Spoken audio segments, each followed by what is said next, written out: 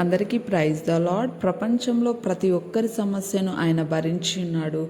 ఒకవేళ ఆ ప్రపంచంలో ఉన్న వాళ్ళు అన్యులే కావచ్చు, ధన్యులే కావచ్చు, ప్రతి ఒక్కరి కోసం ప్రభు అయినటువంటి యేసు క్రీస్తు మరణించి ఉన్నారు. ఆయన చెమట రక్తముగా మారి ఉన్నది.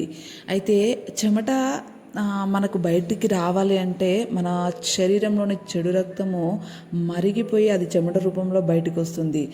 కానీ ఒకవేళ రక్తమే బయటికి వచ్చింది అంటే అతను ఒక వ్యక్తి యొక్క తట్టుకోలేని సమస్యతో కానీ సతమతమై ఆలోచించినప్పుడు ప్రెజర్ తన నరాల మీద పడి రక్తము బయటకు వచ్చి మరణిస్తాడు.